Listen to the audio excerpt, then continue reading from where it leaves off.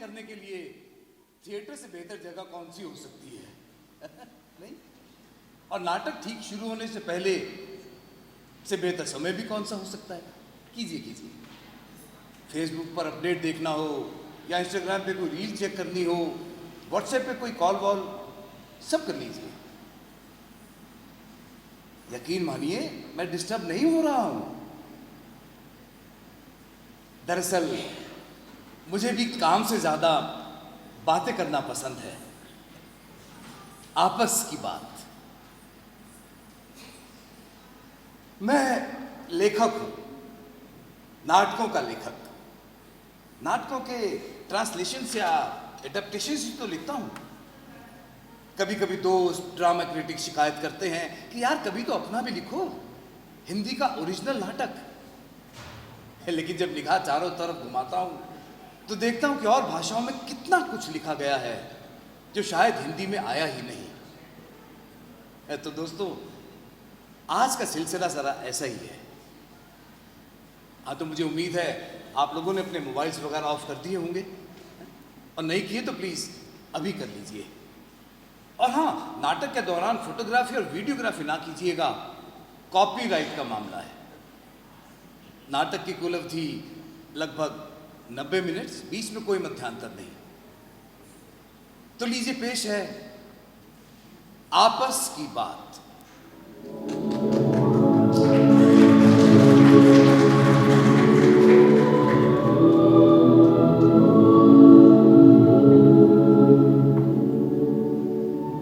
रूसी लेखक चेखव साहब, एंटन चेखव, शोषण के प्रति बहुत संवेदनशील थे और उन्होंने कुछ मजेदार कहानियां लिखी बरसों पहले। और मुझे आज ये मौका मिला कि वो कहानियां आप सबके सामने पेश करूं। रूसी नहीं, हिंदुस्तानी जामे में। कहानियां हर मिजाज की होती हैं, जैसे हास्य प्रधान, गमगीन, रंग रस से भरपूर, कुछ खट्टी, कुछ मीठी, कुछ कड़वी, कुछ वीर रस से भरपूर। और ये जो कहानियां हैं, एक मिनट, देखिए, आपसे रस की बातें करते वक्त एक चेखव साहब की कहानी सर उठाने लगी है। हाँ, तो हम लोग क्या बात कर रहे थे? खैर, जाने दीजिए, मेरे ख्यालात अब इस नई कहानी में उलझ गए हैं। देखिए, शायद आपको पसंद आए। इस कहानी में कुछ द्वंद्व है, कुछ कड़वाहट भी है। हालांकि मैं जिंदगी की कड़वाहट को बढ़ा चढ़ाकर पेश नहीं करना चाहता हूं, लेकिन हम में से बहुत से हैं जो कहीं रुके हुए हैं, ठहरे हुए हैं, फंसे हुए हैं।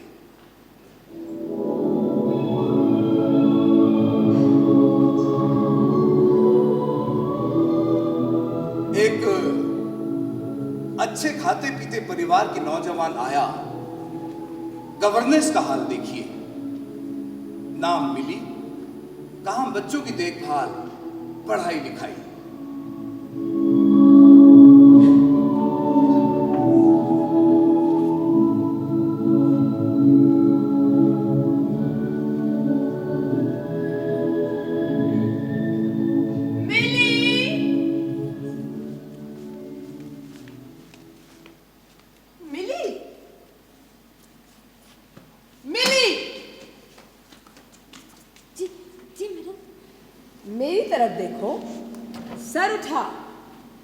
तुम्हारी आंखों में आंखें डालकर बात करनी है मुझे। जी मैडम। बच्चों की इंग्लिश की पढ़ाई कैसी चल रही है? जी, बच्चे बहुत होशियार हैं। सर ऊपर? हाँ, तो तुम्हारे मुताबिक बच्चे होशियार हैं। हाँ, और क्यों ना हो। और मैथमेटिक्स वो भी ठीक से पढ़ रहे हैं ना? जी हाँ मैडम, सनी तो बहुत ही होशियार है। जरूर होगा, मैं खुद हिसाब किताब में बहुत तेज थी। ये मेरा ही असर है उस पर। क्यों? जी मैडम। सर ऊपर। मिली, लोगों से नजर मिलाकर बात करने में क्या डर? अगर तुम खुद को लोगों से छोटा समझोगी तो लोग भी तुम्हारे साथ बिल्कुल वैसा ही बर्ताव करेंगे। जी मैडम। कम बोलती हो, क्यों? अच्छा चलो, तुम्हारा हिसाब किताब कर लो। मैं जानती हूँ तुम्हें पैसों की जरूरत है, लेकिन तुम खुद तो कभी मांगोगी नहीं, और मैं अपने आप देने वाली नहीं।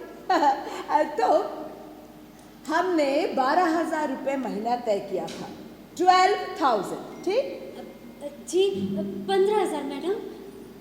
नहीं नहीं, 12,000। ये देखो मैंने यहाँ लिख रखा है। मैं हमेशा अपने आयाओं को 12,000 देती हूँ। ये 15,000 तुमसे किसने कहा? जी आपने मैडम, पैसों के बारे में मैंने किसी और से बात ही नहीं की। हो ही नहीं सकता। हाँ, हो सकता है। जब मैंने 12,000 कहा तो तुमने 15,000 सुन लिया। बहुत से लोग को फर्स्ट सुन लेते हैं। अगर सर ऊंचा रखकर सुनती तो ये गलतफहमी कभी नहीं होती। मेरी तरफ देखो और साफ साफ सुन लो, 12,000 रुपये महीना। जी मैडम, अगर आपके लिए हाँ तो 12,000। अच्छा, आए हुए तुम्हें हुए हैं पूरे 2 महीने। जी 2 महीने 5 दिन। नहीं नहीं, ये देखो यहाँ लिख रखा है। अरे, मेरी तरह इस तरह हिसाब किताब रखोगी तो ये गड़बड़ियाँ नहीं होंगी। तो अब 12,000 रुपये महीने के हिसाब से 2 महीने के हुए 24,000 है, 24,000, राइट? जी मैडम, थैंक यू मैडम। हाँ, इसमें से घटा देते हैं 9 संडेज। हमने तय किया था ना कि संडेज घटा देंगे। नहीं मैडम। बिल्कुल तय किया था। मैं हमेशा संडेज घटा देती हूँ, इसीलिए तो ये बात मैंने नोट करने की भी नहीं सोची। तुम्हें याद नहीं आता मैंने संडेज घटाने की बात कही थी? नहीं मैडम। नजरे नजरे ऊपर। सोचो सोचो। नहीं मैडम। अरे तुम तो सोच ही नहीं रही थी, तुम्हारी आंखें तो इधर उधर भटक रही थी। मेरी तरफ देखो, आंखों में, नाक पर नहीं, आंखों में। अब याद आया? जी मैडम। हाँ मिली? मैंने सुना नहीं? जी मैडम। हाँ, मुझे पता था याद आ जाएगा। तो अब 9 संडेज के अलावा 3 छुट्टियां और हैं। जी 2, दशहरा और दिवाली। और तुम्हारा बर्थडे 3 हुई ना? लेकिन उस दिन मैंने काम किया था मैडम। अच्छा, जरूरत तो नहीं थी। मेरी आया कभी अपने बर्थडे पर काम नहीं करती थी। मैंने किया था। बात वो नहीं है मिली, ये रुपए पैसों का मामला है। मैं 2 ही छुट्टियां लिख देती हूँ, अगर तुम कह रही हो तो। तुम कह रही हो? मैंने काम किया था मैडम। तो तुम कह रही हो? नहीं नहीं मैडम। हाँ तो तय ना, 3 छुट्टियां। अब 12,000 रुपये महीने के हिसाब से एक दिन के हुए 400 रुपये, और ये हुए 9 और 3 12 दिन। तो 12 दिन के कटे 4,800, ठीक? अब हाँ, मनु 4 दिन बीमार था तो 4 दिन उसकी पढ़ाई बंद। लेकिन मैडम मैंने सनी को पढ़ाया था। ठीक है, लेकिन मैंने तुम्हें 2 बच्चों को पढ़ाने के लिए रखा है, एक को नहीं। तुम चाहती हो तुम काम तो करो आजा, और पैसे मिले पूरे। नहीं मैडम। हाँ तो ये 4 दिन के आधे पैसे और कटे हैं, 800 रुपये। अरे हाँ, 3 दिन तुम्हारे वो दांत में दर्द था और साहब ने तुम्हें लंच के बाद छुट्टी दे दी थी। जी 4 बजे तक मैंने काम किया था मैडम। नहीं नहीं, ये देखो यहाँ लिख रखा है, लंच के बाद काम नहीं किया। अब हम लोग लंच 1 से 2 बजे के बीच लेते हैं, 4 बजे नहीं। 4 बजे लंच खाएंगे तो डिनर कब खाएंगे? लेकिन मैडम वो हाँ तो 600 रुपये है, और वो 800 रुपये, और वो हुए 4,800 रुपये हैं। तो पूरे कटे 6,200, बाकी बचे 17,800, ठीक? जी madam, thank you madam. 14 October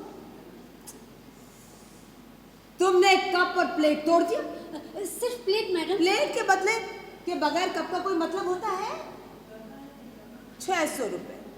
plate imported थी, गोंद चाइना की। पिछले महीने ही तो हम लंदन से लेकर आए थे, इससे कहीं ज्यादा महंगी। पर जाने दो, अब आए रखनी है तो नुकसान की आदत तो डालनी ही पड़ेगी। Thank you madam. 24 अक्टूबर मनु पेड़ पर चढ़ गया और अपनी जैकेट फाड़ ली। मैंने उसे मना किया था मैडम। लेकिन वो नहीं माना। 3000 रुपए। जैकेट गैप की थी, फर्स्ट कॉपी। 28 अक्टूबर सनी के जूते चोरी हो गए। चोरी हीराबाई ने की थी मैडम, और आपने उसे काम से भी निकाल दिया था। लेकिन तुम्हें इतनी अच्छी तनख्वाह हर चीज की देखभाल करने की दी जाती है, ये बात मैंने पहले दिन ही साफ कर दी थी। शायद तुम सुन नहीं रही थी मेरी, तुम्हारा ध्यान कहीं और था। क्या तुम सुन रही थी? जी मैडम। हाँ, तो तुम्हारा ध्यान कहीं और था। नहीं मैडम, मैं सुन रही थी। तुम सुन रही थी? तब तो ठीक है। 4400 रुपए है। शूज आदिदास के थे। First copy. अरे हाँ, 3 नवंबर को तुमने मेरे से 3000 रुपए लिए थे, वो कुछ एडवांस वगैरह? नहीं मैडम। ये देखो, यहाँ लिख रखा है। अगर मैंने तुमसे रुपए नहीं लिए तो यहाँ क्यों लिखूंगी कि 3000 रुपए लिए? हाँ, पता नहीं मैडम। ये तो कोई जवाब नहीं हुआ मिली। अगर मैंने तुमसे सचमुच रुपए नहीं दिए तुम्हें तो यहाँ क्यों लिखूंगी कि 3000 रुपए दिए? कोई जवाब नहीं। तब तो जरूर मैंने तुम्हें रुपए दिए ही होंगे। जी, आप कह रही है तो? बिल्कुल कह रही हूँ, यही तो मतलब है सारी बातचीत का। है तो अब हिसाब साफ करने के लिए 17,800 में से कटे 600 प्लेट के, 3000 जैकेट के, 4,400 जूतों के, और ये 3000 जो मैंने तुम्हें दिए है। ठीक? यस मैडम, ठीक है। ये क्या आंसू? तुम रो रही हो मिली? क्या किसी बात पर दुखी हो? तुम ऐसे देखकर मुझे बड़ी तकलीफ हो रही है। किसी के आंसू देखकर मुझे पता नहीं क्या क्या होने लगता है। बात क्या है बेटा? जब से मैं यहाँ आई हूँ, सिवाय साहब के मुझे कभी किसी ने कोई पैसे नहीं दिए। मेरी पते पर साहब ने मुझे 2000 रुपए दिए थे। अच्छा, ये तो मैंने लिखा ही नहीं। अब लिख लेती हूँ। बड़ी अच्छी हो तुम कि तुमने मुझे बता दिया। Good girl. कभी कभी हिसाब किताब में लापरवाही हो जाती है तो गड़बड़ हो जाती है। तो ये 2000 रुपये और कटे, बाकी बचे हाँ 4800। हाँ, हिसाब देखना है मिली?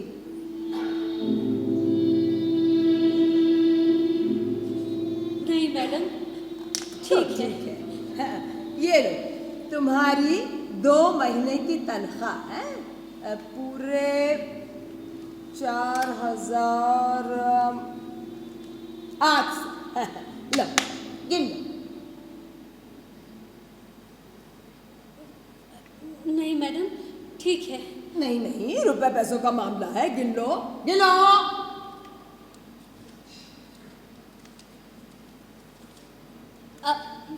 मैडम, ये तो 23 ही नोट हैं। हैं?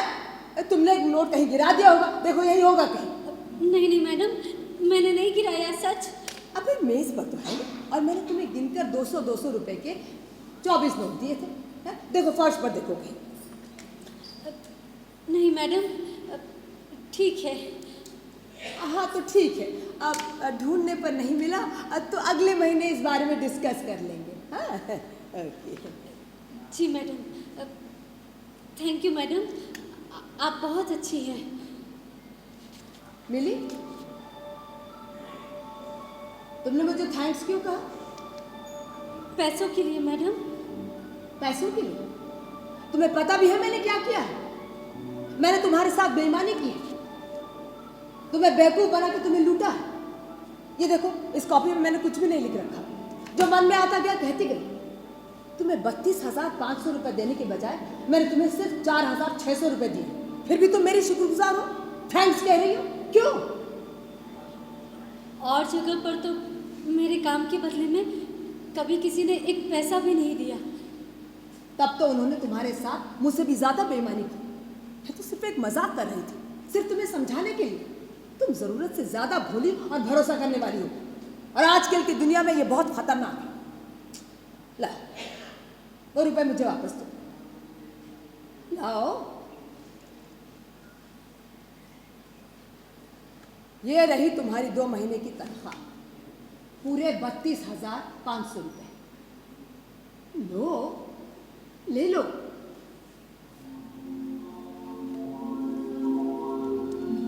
Thank you madam. मिली, कोई तुम्हारे जैसा कमजोर भी हो सकता है।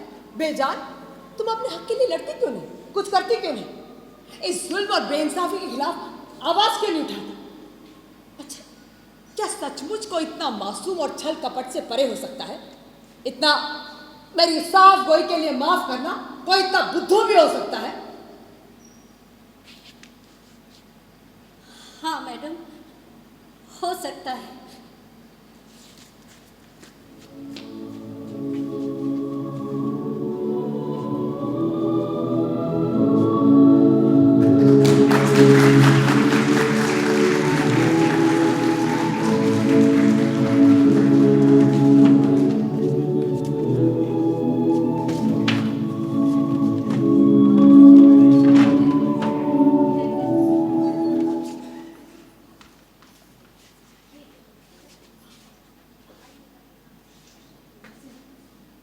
जिंदगी की पतझड़ ना झेल पाने वालों के लिए इस कहानी का एक और अंत हो सकता है।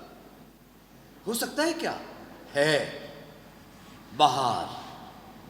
मिली जिंदगी की जुल्म और नाइंसाफियां देखकर इतनी तिलमिला उठी कि उसी वक्त नौकरी छोड़ अपने गरीब माँ बाप के पास गांव चली गई। गांव में 2-2.5 बीघा जमीन से 2 वक्त भरपेट खाना भी नहीं मिल पाता था, लेकिन गांव पहुंचने के 8वें दिन ही मिली करोड़ों की मालकिन बन गई। गांव में भूकंप आया, खेतों वाली जमीन फट गई और उसमें से निकले 50 सोने के घड़े। घड़े सरकार को दे दिए गए और सरकार ने बदले में मिली को करोड़पति बना दिया। मेरा इरादा है कि एक दिन ओरिजिनल कहानियों की 37 ओरिजिनल कहानियों की एक किताब लिखूंगा, जिसमें हर कहानी के अंत में बहार होगी। मुझे बहार बहुत अच्छी लगती है, लेकिन फिर वही कि उम्मीदें अगर तारे होती हैं तो सड़क पर पैदल चलने के लिए जगह ही नहीं होती।